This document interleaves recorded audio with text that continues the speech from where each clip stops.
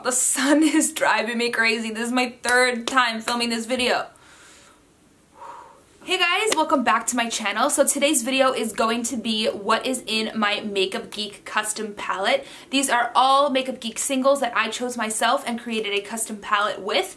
This is the Makeup Geek magnetic palette and it fits 30 Makeup Geek shadows perfectly in here. That's why I picked it up, because in my Z palettes they don't perfectly fit in there for some reason. So I got this. I think that it's so pretty, and then also I know that these are all Makeup Geek because I do have other single shadows from Anastasia, from Morphe, from whoever else, and I don't want to get them mixed up. So I love that these are all in one place. The reason why I love a custom palette is because it has everything that I would ever want in an eye look. So I have all of my light shades to dark shades in here. I have my warmer tones, my neutral tones, my cool tones, and I have my personal pops of color that I would reach for. A lot of the times they just throw a random pop of color in palettes and it's usually not a shade that I would ever use as a pop of color, so this is all custom to me and what I like. So if you guys are curious to see what I have in my palette, then go ahead and keep on watching. So like I said, I have my palette starting from light to dark, and when I am blending out my eyeshadows, I like to start off with a lighter neutral transition shade, and then I slowly start to build it up in darkness. So for me, how I like to organize it is from lightest to slightly deeper, slightly deeper, slightly deeper, slightly deeper, so that I just kind of like follow along the line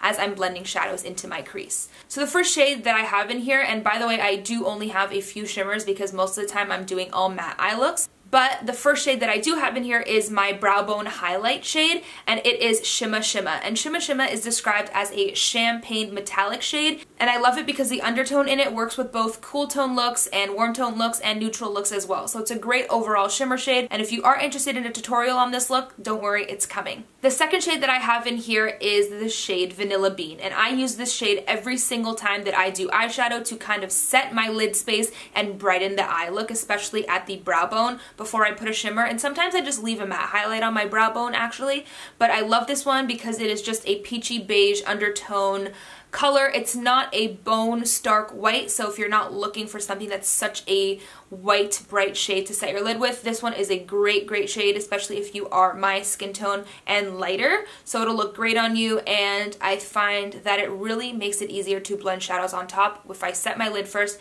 and that is just a great shade. This is my second pan of this. Moving on to the shade next to it, we have Peach Smoothie. Peach Smoothie is a soft peachy orange shade, and I love to start with this shade in my crease. This has been my go-to start of a transition shade for years. That's also my second pan of that shade as well. I just love it, and I think that it works for most looks. Now that I'm trying to step out of doing warm tone looks, that is not the shade that I reach for first because it does have a peach undertone, which is a little bit warmer, and if you want to stay neutral or cool, you may not want to use that. If you're doing a neutral look, you can still get away with it, but if you're doing something cool, I wouldn't use that as my first shade as a transition, but that is one of my favorite shades. The one next to Peach Smoothie right here is Creme Brulee. Creme Brulee is a medium sand color, and it has a soft matte finish, and this is a great shade to use as a transition if you're doing a neutral look. Next to it, we have the shade Frappé. So Frappé is described as a medium maple brown, and I think that you can still get away with this one as well if you're doing a neutral look, but it does have slight warmer undertones in it. Next to it, we have my two pops of like warmth in the palette. These are fun warm colors to use if you want to really do a warm look and warm up that crease. This one right here is called Early Bird, and it is a pumpkin orange, and it's a matte finish. And then this one right here is called Morocco, and this is more of a burnt orange, and it has more of a red undertone to it. Moving on to the second row, the first two shades are more neutral in undertone. These are my more neutral transition shades. And then moving on to like the middle of the row, we get over to the red undertone browns. So the first color in the row is called Latte. Latte is a matte medium brown. Next to it, we have the shade Tan Lines. And Tan Lines is a fawn brown with a matte finish. So these are just slightly different. This one is just a touch warmer, but still you don't really see warmth in these when you're applying them to your lid. Those are the two shades that I used as transitions today with this eye look. Moving on to the shadow next to it right here, we have the shade Sidekick. Sidekick is definitely much warmer. It's a cinnamon brown, and then next to it we have this shade right here, which is just a little bit deeper, and it's one of her top selling browns, and it's called Cocoa Bear. So Cocoa Bear is a matte reddish brown, so it's great for warm looks, especially when you want to start to deepen the outer corner of your eye look or smoke out the upper lash line or lower lash line. That one is a great shade. And then next to it, we have something with a much more red undertone, and that is the shade Bitten. Bitten is an earthy maroon shade, and it's also a matte finish. I absolutely love this shade, especially if you're doing a classic black smoky eye. This one is great smoked out in the background of the blacks. So next to that we have Cherry Cola, which is just one notch up from that. It is a deep brown with strong red undertones in it, and I love it. It's also matte.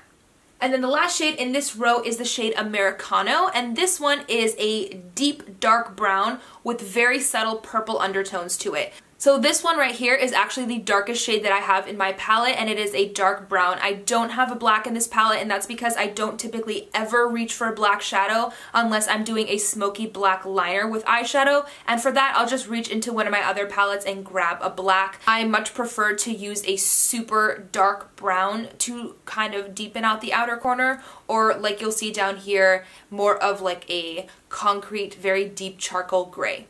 So moving on to the next row, we have more of our cooler tones. So this whole section right here of 8 is more cool tones, grays and purples, and then over here I have my blues and greens and then just one gray that works in that section. So I'm going to talk about these 8 first and then this 6. So this first shade right here is called Friend Zone, and it is a dusty purple brown with a matte finish. And then right next to it we have the shade Faux Fur, and this one is described as a soft mink brown with a matte finish. So these two right here look almost identical. This one right here is just a touch more purple, slightly, like a pinch.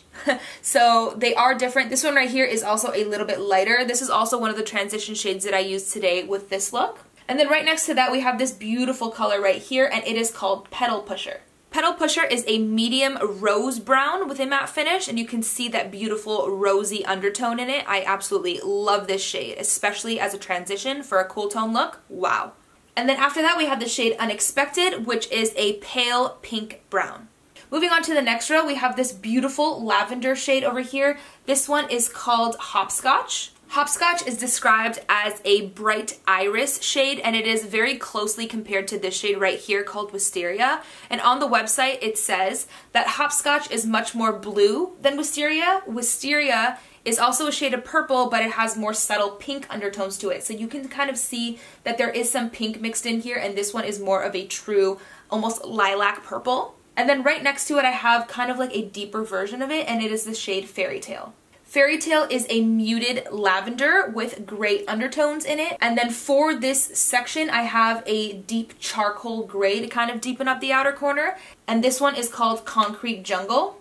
Concrete Jungle is described as a deep gray with subtle purple undertones to it, so it's perfect for these shades if you want to do a look with these cool tone purples. Now moving on over here, we have 4 shimmers and 2 mattes. So this first shade right here is called Shimmermint, and Shimmermint is a beautiful green shimmer with some subtle gold reflex to it. It's a beautiful shade. And then next to it we have the shade Mermaid, which is a beautiful blue with green mixed into it. It's such a stunning color. And then after that right here, we have a stunning like deep, rich blue. It's called Ocean Breeze, and this color really reminds me of the ocean so much. If you look at the ocean and you see kind of the deep water and then you see the sun reflecting off the surface, those are the colors that you would see in the water. It's like the perfect shadow to describe the ocean. Then this shade right here is a beautiful shimmery purple with some lavender in it, and it is called Chit Chat. Chit Chat is described as a medium periwinkle with a shimmery finish. And then right next to that we have a matte gray, and this one is called Stealth. And this one is a lot more gray than this one. This one you definitely do see a slight purple undertone to it. This one has more of a green, making it a lot cooler. And then the last shade in the palette is called Booberry. Booberry is a stunning denim blue with gray undertones to it. This is also a matte finish, and this is just such stunning color. I use this shade very, very slightly on my lower lash line along with this one right here to kind of give a little bit of a shimmer and some color, pop of color going on down there. So that is it for all the shadows in my custom Makeup Geek palette. I hope that you guys enjoyed this video. If you did, please don't forget to give it a thumbs up and subscribe. And if you want to be notified every time that I upload, then go ahead and click that little bell down there. It'll say subscribe and then you'll see a little bell logo. Make sure that you click them both so that you never miss an upload. Feel free to leave me a comment down below which shades you are most excited to see used in a makeup tutorial, and I will be sure to use it in upcoming looks. Thank you guys so much for watching, and hopefully I'll see you in my next video.